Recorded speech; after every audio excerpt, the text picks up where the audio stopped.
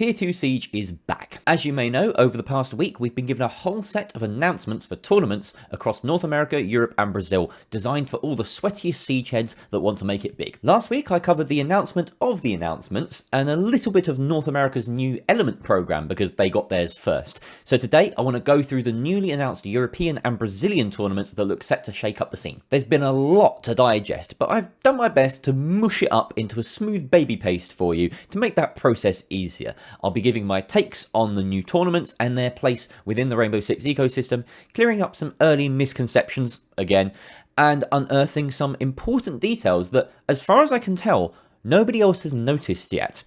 If you're in any way involved in Europe's new competitions, then you're definitely going to want to hear these. Before I go through those announcements in detail, I just want to provide an answer to the question I posed last week. For lack of a better collective term, these off-season competitions are, in fact, and we can say this with some confidence now, replacing Challenger League. They are the new Tier 2. In the cases of Europe and Brazil, it looks like they're even the new Tier 3, with those systems having been absorbed by the new ones. I think at this point, we need to take a look at our old tiered structure, put it on the shelf, and open up a new volume of competitive Siege history. From now on, it's all Tier 2. Do we start calling Talent League Tier 3? Anyway, that's all semantics, can be debated at a later point. Let's get to the facts. First off, we have Europe and the new R6 Central Combine. The R6 Central Combine Doesn't quite have the same ring to it as Element 1 does, but if it turns out to be a Farmers League, then we really lucked out. Bear in mind that Central is only one of the 3 new regions and associated tournaments in Europe, and that those other 2 are yet to be fully announced. What we're getting here is only a third of the annual European competition. Starting with the basics, Europe's R6 Central Combine boasts a €40,000 prize pool and features 4 stages: the qualifiers, division clash, conference clash, and playoffs. There are multiple qualifiers which will eventually churn out 24 teams to compete in the division clash and then the conference clash, which are both essentially complex mini-leagues that guarantee plenty of games for all participants.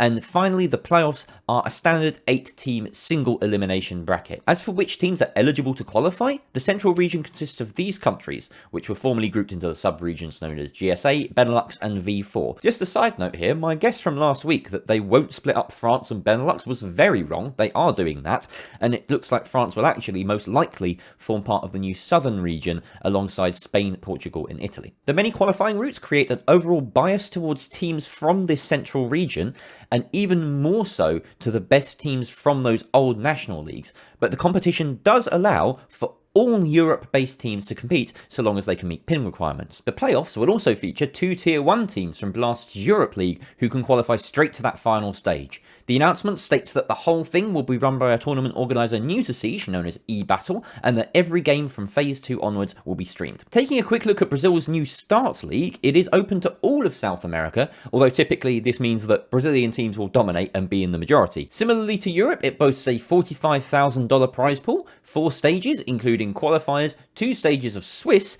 and playoffs. And the main difference here is that Phase 2 and 3 already have plenty of teams locked in as a result of previous competitions, and it also appears that no Tier 1 teams are allowed to be present, making EU Central's Combine the only off-season competition announced thus far that does allow Tier 1 teams to compete, albeit only in the final stage. So that's an overview of both of the new competitions unveiled earlier this week. The rest of this video is going to be focused mostly on Europe and the Central Combine tournament. I'm not sure how much my audience would appreciate a deep dive into Brazil's Tier 2 scene, but if that's something you'd be really interested in, then let me know in the comments. My first impressions have been largely positive. From a player's perspective, the new European program seems to do a lot of things really well.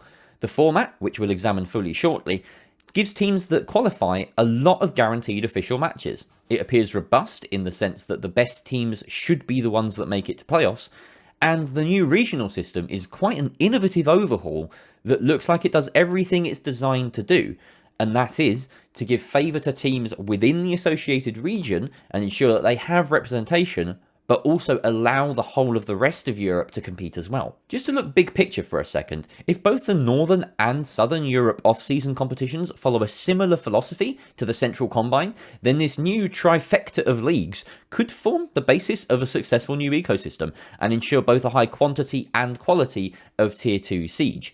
Truly mixed nation rosters are now not just a technical possibility within the framework of Tier 2, but actually a breeze to negotiate, thanks to the new system. On paper, it looks pretty good to me, though of course, it's not without its flaws. Some may point to the inclusion of Tier 1 teams in the playoffs and feel it unnecessary or unfair. The term gatekeeping comes to mind. My take? With no promotions anyway, there isn't really a gate to keep. Give me a moment on this. Given that the primary function of these tournaments is to allow teams and players to prove themselves, to market themselves to the higher-ups, I actually welcome some involvement from Tier 1 teams when it happens. It sets up great storylines, and we don't even need to look that far back in Siege history to find some timeless David versus Goliath stories in our esport. As long as there isn't a Goliath at every turn, I'd be happy. That said, I'm not so big on the end boss style implementation of this. It sucks for a big team to come along and knock out storied contenders out of nowhere, kind of like an uninvited big brother at a kid's football party. If we found out that Tier 1 teams weren't allowed in the Northern or Southern Europe tournaments yet to be announced, I probably wouldn't mind that. Each way has its pros and cons. I'm solidly on the fence for this one. Another thing to bear in mind when discussing the inclusion of Tier 1 teams is that many people were hoping and maybe even expecting for minor tournaments to make a reappearance. While that looks like it may not happen, this style of tournament does guarantee some Tier 1 presence in the playoffs, and is the closest substitute for those right now. If the aim was to unify minors, Tier 2 and Tier 3 in one fell swoop, then I don't think this represents the most ideal solution from the minors side of that triangle, but at least it fulfills some of the need for Tier 1 team action in the official calendar during the off-seasons. It's unclear at present whether this or other European off-season competitions will end with a LAN event, and the grand final is pinned for August 24th on its own. It seems a bit unusual to have only one match take place at a LAN, so perhaps some wizardry is happening with the paired and yet-to-be-announced Northern League, which could see both finals take place at the same time, side by side. A huge hypothetical and a big if here, but if a team reaches both finals, then that'll be a pretty busy day. Again, not likely to happen, just speculating. Who can say where the road goes? There are a number of smaller peculiarities about the Central Combine tournament, which also may be set to change, as the rulebook is being updated on a near daily basis at this point. eBattle may be slightly new to this, but they're certainly being responsive and proactive, which is great to see. There are 7 different qualifiers for this event, and 4 different overall pools of teams that can slot into each qualifier, and some teams can compete in multiple qualifiers. So there are naturally some questions regarding the eligibility of which teams can compete across those qualifiers, especially when some of them overlap. One will start and then another will finish, and then the rest of that one will start a bit later. So what happens if a team qualifies in that one, etc. Lots of sort of corner cases that need to be ironed out. The top teams from the most recent and now retired V4, Benelux and GSA leagues will compete within their own closed qualifier for 4 spots in Phase 2 among the 24 teams. Given how long ago those tournaments wrapped up last year, and the organ roster changes that have all happened since then, this is a tangled mess deciding which teams are eligible for the closed qualifier that only the admins can figure out on a case-by-case basis. They've had a big puzzle dumped on their porch, and I hope that with some luck, they might actually find an elegant solution. Expect those teams to be decided and announced in the next week. Transfers look set to be absolutely chaotic, with multiple windows throughout the tournament. Teams could qualify with 5 players and have only one of them present by Phase 3. We'll have to see how this more lenient approach to rosters pans out as the rules are solidified and maybe even changed.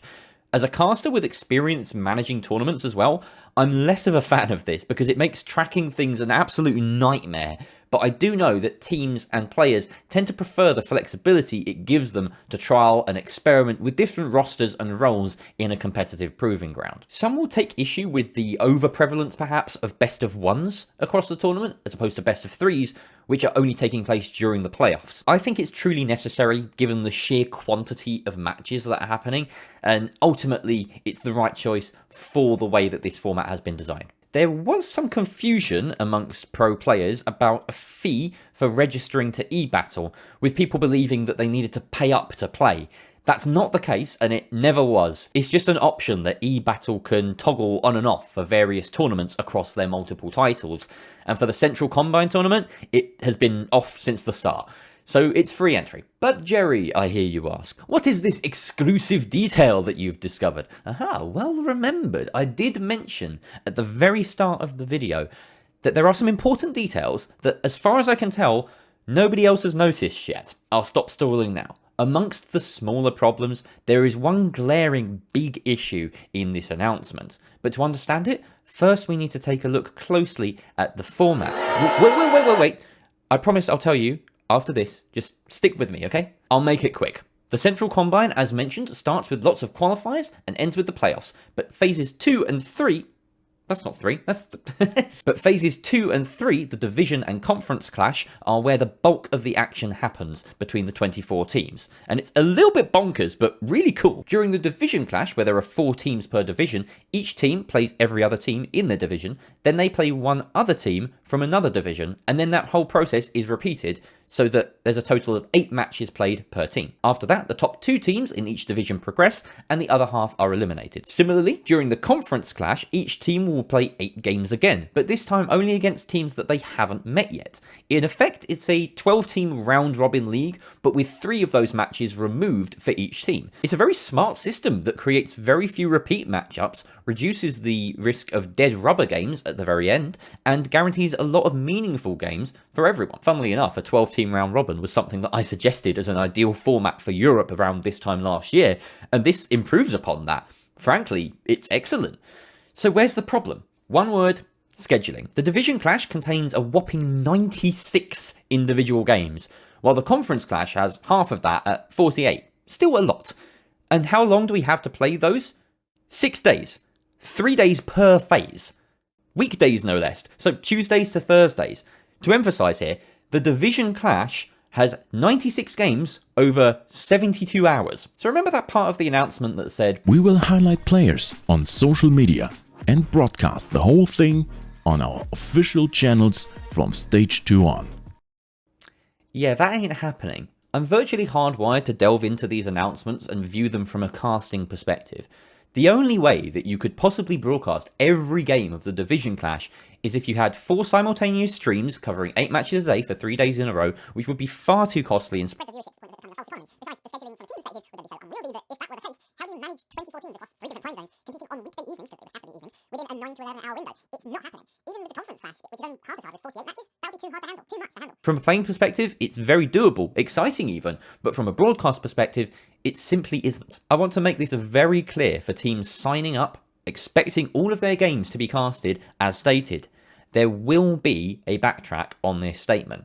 I know this because my immediate reaction upon realising was to go and contact those in charge and inform them of this error. The last thing I wanted was for this to go unmentioned and unnoticed by not only the people marketing the tournament, but for those taking place and the wider community, to wait for reality to hit come mid-July and for a great deal of upset to be caused within the community. A lack of streams can create a lot of ripples. Viewership is important, which ties into org exposure, player exposure.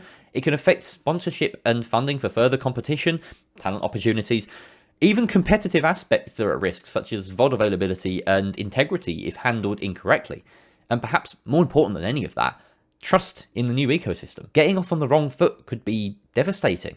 I hope that people understand that it's a very big deal when statements like this go unnoticed, and this one had seemed to. The official word that I've had from admins is that they understand that the announcements are misleading, that they have acknowledged that full coverage will be impossible, and that there will be a selective process, with games picked and broadcast on official R6 Esports channels, while others take place off-stream.